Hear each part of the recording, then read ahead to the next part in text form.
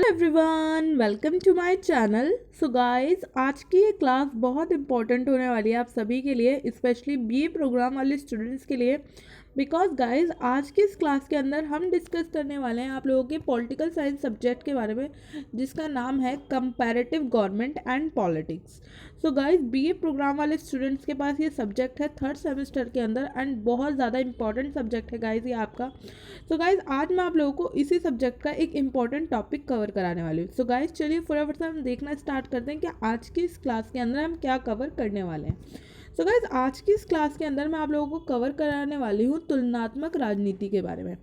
Basically guys, अभी तक हम लोगों ने क्या क्या स्टडी किया है ये भी मैं आप लोगों को फटाफट से बता देती हूँ। अभी तक मैं आप लोगों के लिए बहुत सारी पॉलिटिकल साइंस सब्जेक्ट की वीडियोस ला चुकी हूँ गाइज, जिसके अंदर हमने कवर किया है कंपैरेटिव पॉलिटिक्स के नेचर के बारे में। यानी कि कंपैरेटिव पॉलिटिक्स का क्या नेचर होता है, क्या प्रकृति होती है कंपैरेटिव पॉलिटिक्स की, यानी कि तुलनात्मक राजनीति की, इसके बारे में हमने कवर किया है। बेसिकली गाइज, अगर मैं आप लोगों को बताऊं इससे पहले की वीडियोस में मैंने आप लोगों को क्या कवर कराया था, तो गाइज मैंने आप लोगों को बताया था सबसे पहली वीडियो के अंदर कि बेसिकली जो कंपैरेटिव पॉलिटिक्स होती है वो होती क्या है। मैंने आप लोगों को एक इंट्रोडक्शन बताया था, उसके बाद मैंने आपको कंपैरेटिव पॉलिटिक्स की डेफिनेशंस बताई थी एंड देन उसके बाद मैंने आपको कंपैरेटिव पॉलिटिक्स के नेचर के बारे में बताया था। सो गाइस, कंपैरेटिव पॉलिटिक्स के नेचर को लेकर दो विचारधाराएं बहुत ज़्यादा प्रचलित हैं, जिसमें से एक विचारधारा मैं आप लोगों को ऑलरेडी लास्ट वीडियो के अंदर कवर करा चुकी हूँ। आई एम श्योर आप सबने वो वीडियो देख ली होगी एंड अगर नहीं देखी तो प्लीज़ गाइज आप लोग उस वीडियो को देख लीजिएगा, बहुत इंपॉर्टेंट वीडियो है वो आप सभी के लिए। सो गाइज, वो वीडियो मैं आप लोगों को कवर करा चुकी हूँ एंड गाइज आज हम दूसरी विचारधारा के बारे में बात करने वाले हैं, जो कि बताती है कि बेसिकली कंपैरेटिव पॉलिटिक्स का नेचर किस तरह का है, यानी कि तुलनात्मक राजनीति की जो प्रकृति है वो कैसी है।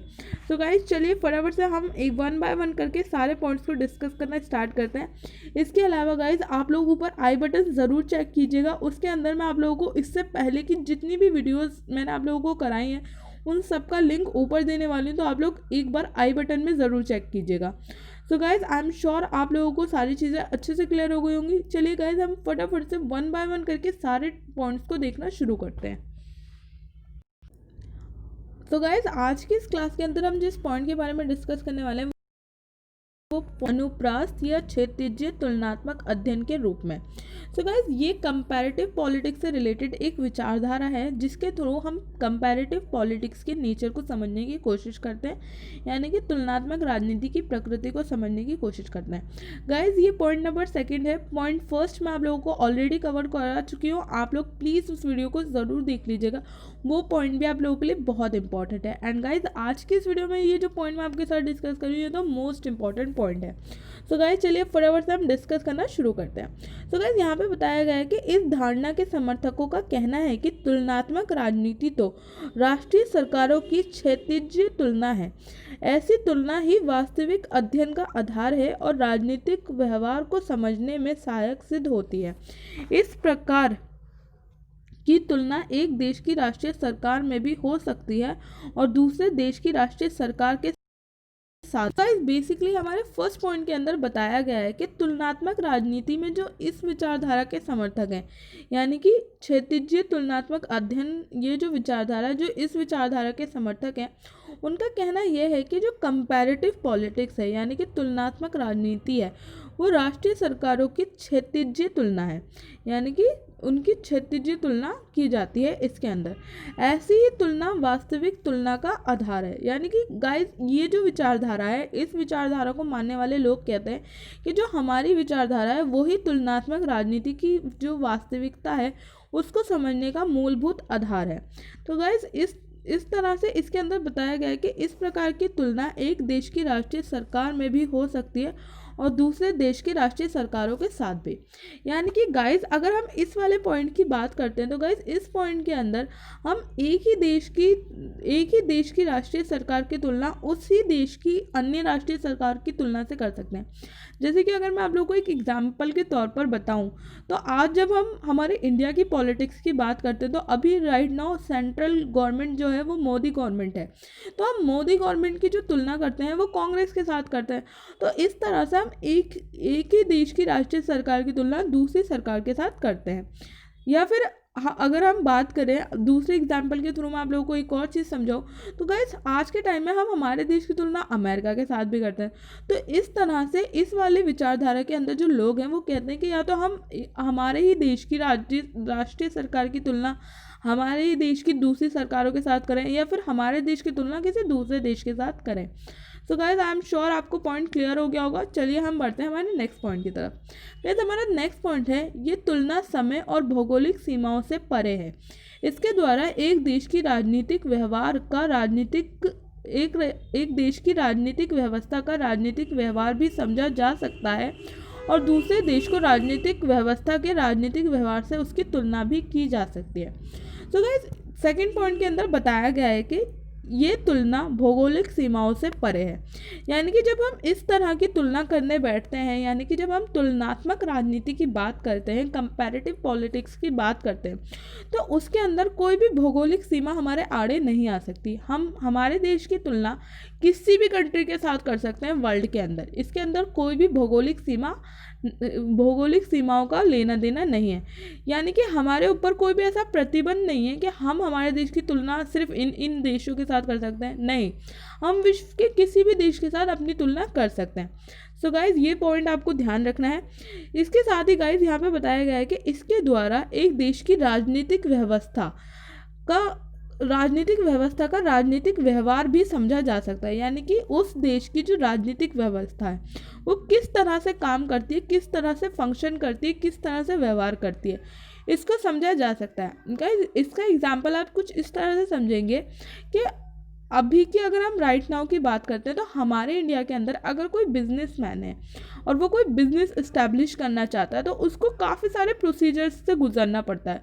वहीं अगर हम दूसरे देशों की बात करते हैं, जो डेवलप कंट्री हैं, जो एडवांस कंट्री हैं, उनकी बात करते हैं, तो वहाँ पे जो एक पर्सन है अगर वो कोई बिजनेस स्टार्ट करना चाहता है तो उसको ज़्यादा प्रॉब्लम नहीं होती, क्योंकि जो वहाँ की राजनीतिक व्यवस्था है उसका जो व्यवहार है वो इसी तरह से चलता है। वहाँ पे आपको कुछ डॉक्यूमेंट वगैरह दिखाकर आप फटाफट अपने बिजनेस को स्टार्ट कर सकते हैं।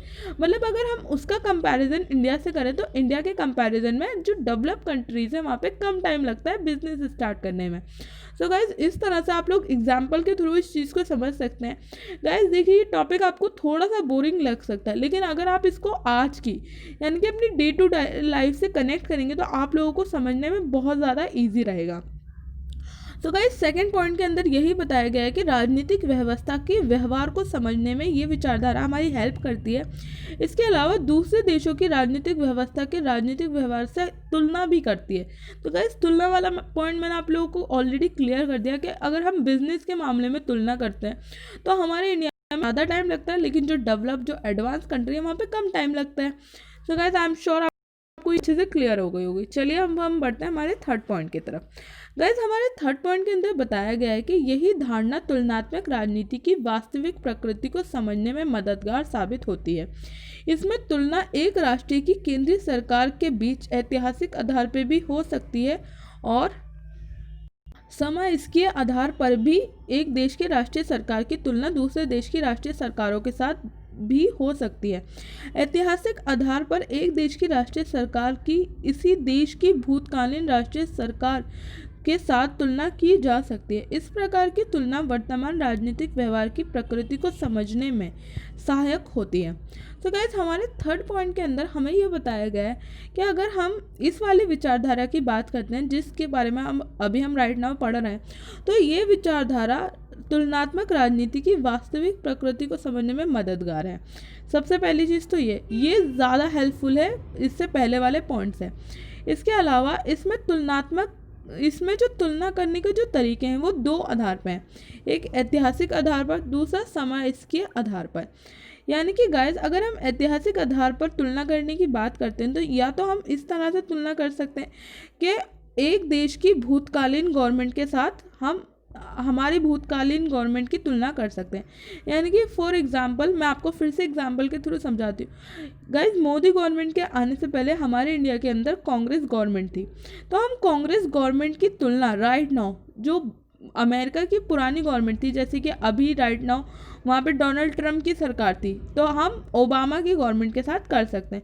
यानी कि एक देश की जो पुरानी गवर्नमेंट थी उसकी तुलना दूसरे देश की पुरानी गवर्नमेंट के साथ। तो गाइस इस तरह से हम तुलना जब करते हैं तो इस तरह से हमें समझ आता है कि इस समय वर्तमान राजनीतिक व्यवस्था की प्रकृति क्या है। यानी कि अगर हम पास्ट की चीज़ों से प्रेजेंट की तुलना करते हैं तो हमें पता चलता है क्या इम्प्रूवमेंट आया है एंड क्या चीज़ें खराब हुई हैं। तो गाइज इस तरह से आप लोगों को इस पॉइंट को समझना है। गाइज मैंने कोशिश की आप लोगों के लिए बिल्कुल ईजी लैंग्वेज में लिखने की, तो आई एम श्योर आपको समझ आ रहा होगा। गाइज अब हम बात करते हैं हमारे 4 पॉइंट की। गाइस हमारे 4 पॉइंट के अंदर बताया गया कि प्रत्येक देश की राजनीतिक व्यवस्था के राजनीतिक व्यवहार की जड़ें भूतकाल में होती हैं।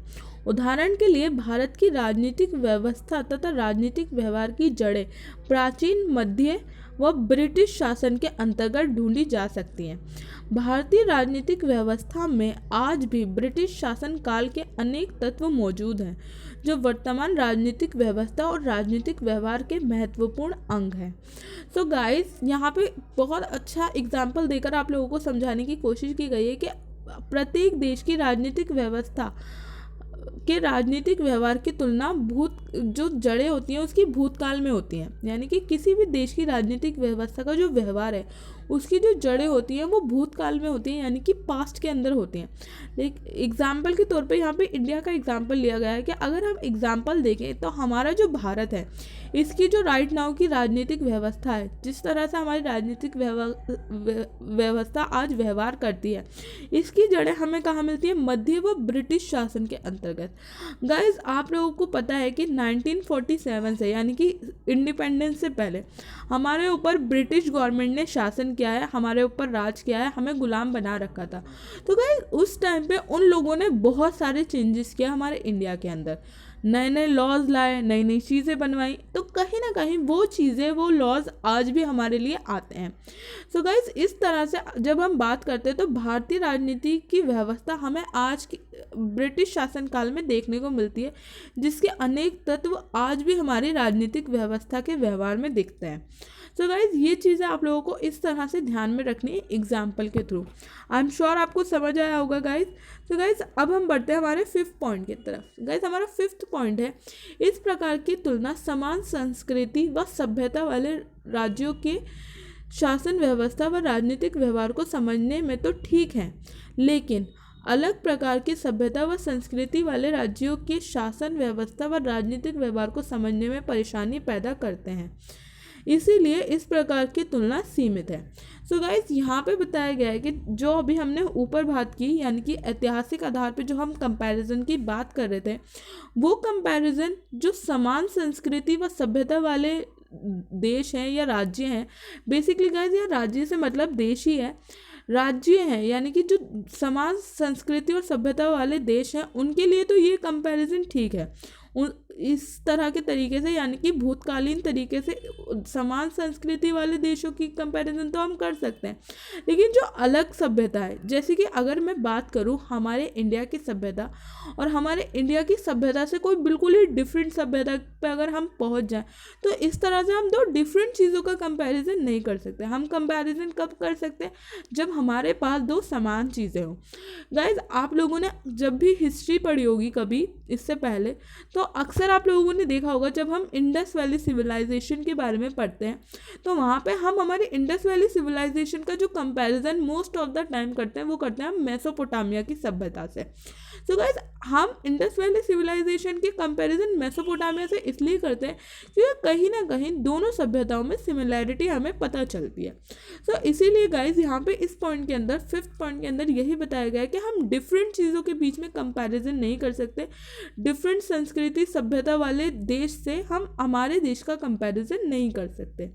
गाइज अब हम बढ़ते हैं हमारे 6th पॉइंट की तरफ। सो गाइस 6th पॉइंट के अंदर बताया गया है कि समाज के आधार पर एक देश की राष्ट्रीय सरकार दूसरे देश की राष्ट्रीय सरकार से तुलना करना बहुत उपयोगी व प्रामाणिक होता है।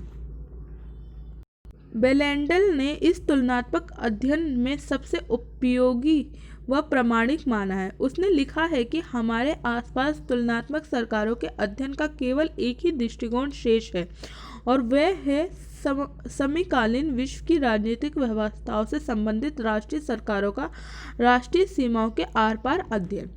सो गाइज, अगर हम बात करते हैं हमारे 6 पॉइंट की, तो इसके अंदर बताया गया है कि जो हमारा समकालीन यानी कि एक ही काल में चल रहा है, यानी कि एक ही वक्त पे चल रही जो हमारा कंपैरिजन है, इसके आधार पर जब हम कंपेयर करते हैं तो बहुत ज़्यादा उपयोगी साबित होता है। यानी कि समकालीन चीज़ों को जब हम कंपेयर करते हैं तो वो बहुत उपयोगी साबित होता है। इससे हमें बेसिकली जो एक फेमस राइटर हैं जिनका नाम मैंने यहाँ पे मेंशन किया है, उनका कहना यह है कि इसी के थ्रू हम तुलनात्मक सरकारों के अध्ययन को कर सकते हैं और यही केवल एक मात्र दृष्टिकोण शेष है। यानी कि इस वाले उसको, यानी कि समकालीन विश्व राजनीतिक व्यवस्थाओं का जो तुलनात्मक अध्ययन यहाँ पे बताया गया है, उसको ये जो विचारधारक हैं ये बहुत उपयोगी मानते हैं। सो गाइस, 6 पॉइंट को आपको इस तरह से ध्यान रखना है। गाइस, अब हम बढ़ते हैं हमारे 7 पॉइंट की तरफ। गाइस, 7 पॉइंट के अंदर बताया गया है कि इस प्रकार की तुलनाएं सामान्यकरण का आधार होती हैं। इसके द्वारा राजनीतिक व्यवहार के सामान्य सिद्धांतों का निर्माण भी किया जा सकता है।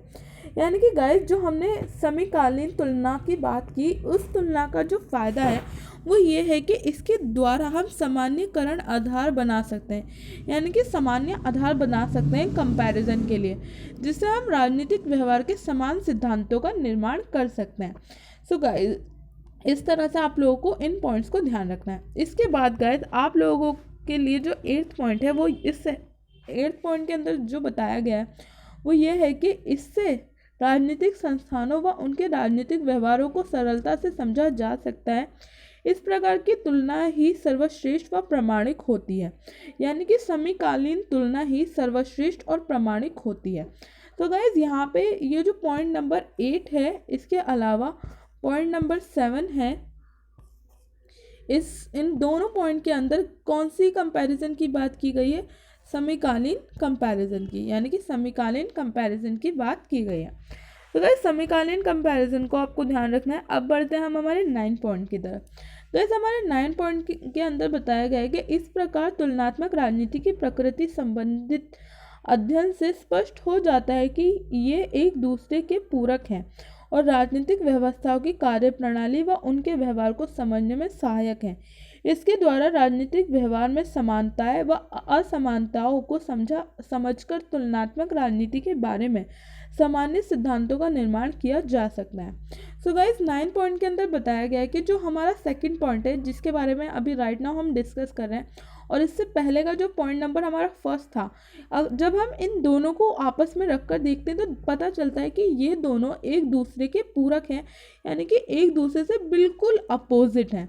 और इन्हीं के थ्रू हमें पता चलता है कि जो तुलनात्मक राजनीति है, यानी कि जो राजनीतिक व्यवहार है, उसमें क्या समानता है और क्या असमानता है। सो गाइज, इस तरह से आप लोगों को इस पॉइंट को ध्यान रखना है। अब हम बढ़ते हैं हमारे पॉइंट नंबर 10 की तरफ। तो गाइज, इस वाले पॉइंट के अंदर बताया गया है कि यह राजनीतिक विश्लेषण की वैज्ञानिक व विश्वसनीयता का आधार है। आज सीमाओं के आर पार तुलनात्मक अध्ययन से तुलनात्मक राजनीति एक स्वतंत्र अनुशासन का स्थान प्राप्त कर चुकी है। सो गाइज, जिस पॉइंट के बारे में अभी, यानी कि पॉइंट नंबर 2, जिस विचारधारा के बारे में हम अभी डिस्कस कर रहे हैं, क्षैतिज विचारधारा, ये इस विचारधारा के मानने वाले इस विचारधारा को राजनीतिक विश्लेषण की वैज्ञानिक व विश्वसनीय आधार बताते हैं।